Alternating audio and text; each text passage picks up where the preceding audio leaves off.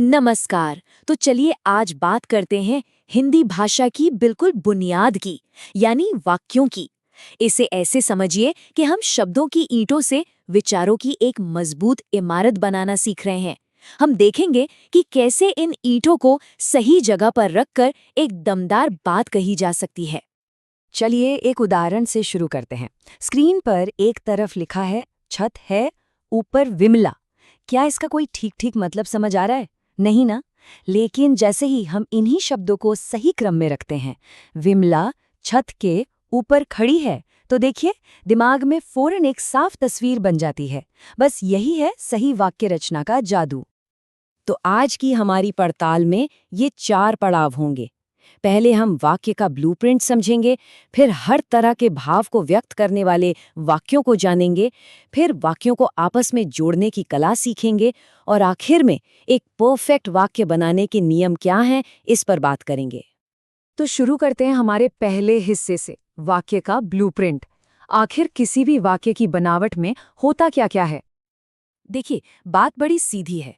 वाक्य सिर्फ शब्दों का एक ढेर नहीं है, ये शब्दों का एक सार्थक समूह है। मतलब एक ऐसा ग्रुप जिसका कोई लॉजिकल मतलब निकले, वरना बिना मतलब के शब्द तो बस शोर हैं, वाक्य नहीं। हर वाक्य के आप कह सकते हैं 2 सबसे मुख्य हिस्से होते हैं। इन्हें वाक्य की आत्मा और शरीर भी कहा जा सकता है। पहला है उद्देश्य और दूसरा है विधेय। उद्देश्य वो है जिसके बारे में वाक्य में बात की जा रही है। समझिए, ये हमारे वाक्य का हीरो है, यानी काम करने वाला, कर्ता। जैसे अगर हम कहें राम खेलता है, तो इसमें राम हमारा उद्देश्य है। और विधेय, उद्देश्य के बारे में जो कुछ भी कहा जाए वो सब विधेय में आता है। तो हमारे पिछले उदाहरण राम खेलता है में खेलता है वाला हिस्सा विधेय है। यह हमें बताता है कि हमारा हीरो यानी राम आखिर कर क्या रहा है। बहुत बढ़िया।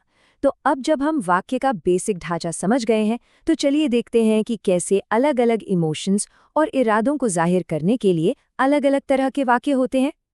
अर्थ या मतलब के हिसाब से हिंदी में वाक्यों के 8 अलग-अलग प्रकार होते हैं। जी हाँ, पूरे 8। और ये रहे वो 8 प्रकार। देखिए, हर भाव के लिए एक खास बनावट है। जैसे विधानवाचक एक सीधी सी जानकारी देता है, तो वहीं विस्मयादि बोधक हैरानी दिखाता है, जैसे अरे ये क्या हो गया। और संकेतात्मक वाक्य में एक शर्त होती है, जैसे यदि तुम पढ़ोगे तो पास हो जाओगे। हर वाक्य का अपना एक अलग मिजाज है। अब आते हैं हमारे तीसरे पड़ाव पर, वाक्य जोड़ने की कला। ये वो स्टेज है जहां हम छोटे छोटे आइडियाज को मिलाकर बड़े और कॉम्प्लेक्स विचार बनाते हैं। सबसे पहले है सबसे बेसिक सरल वाक्य, एक उद्देश्य और एक विधेय। बात खत्म। जैसे मैं जाता हूं, एकदम सीधा, सरल और क्लियर। फिर आता है संयुक्त वाक्य। इसमें 2 या ज्यादा सरल वाक्यों को और, किंतु, लेकिन जैसे शब्दों से जोड़ा जाता है। यहाँ दोनों वाक्य बराबर के होते हैं, जैसे 2 दोस्त साथ साथ चल रहे हों। उदाहरण के लिए, भरत आया और भूपेंद्र चला गया। और फिर है मिश्र वाक्य। इसमें एक मुख्य वाक्य होता है, मतलब एक बॉस, और बाकी के वाक्य उस पर निर्भर करते हैं, यानी उसके सबऑर्डिनेट्स। जैसे वे मेरे घर आए क्योंकि अनमोल शहर घूमने आया। यहाँ वे मेरे घर आए मुख्य बात है और उसका कारण दूसरे हिस्से में बताया गया है। क्रिया के हिसाब से भी वाक्यों को देखने का एक तरीका है। कर्तृवाच्य में फोकस कर्ता यानी काम करने वाले पर होता है। कर्मवाच्य में फोकस कर्म यानी काम पर चला जाता है। और भाववाच्य में भाव या क्रिया ही मेन हो जाती है। देखिए कैसे एक ही बात को कहने में फोकस बदल जाता है। और अब हम पहुंच गए हैं अपने आखिरी और शायद सबसे जरूरी हिस्से पर, उत्तम वाक्य रचना के नियम। वो नियम जो हमारी भाषा को एकदम साफ और असरदार बनाते हैं। एक अच्छे वाक्य की इमारत इन 4 पिलर्स पर खड़ी होती है। सार्थकता यानी उसका कोई मतलब हो, पदक्रम यानी शब्दों का सही ऑर्डर, निकटता यानी शब्द एक दूसरे से जुड़े हों, और पूर्णता यानी वाक्य अपने आप में पूरा हो, अधूरा न लगे। और पदक्रम का सबसे बड़ा नियम क्या है? वो है पहले कर्ता, फिर कर्म और आखिर में क्रिया। Subject, object, verb. ये हिंदी वाक्यों का गोल्डन रूल है।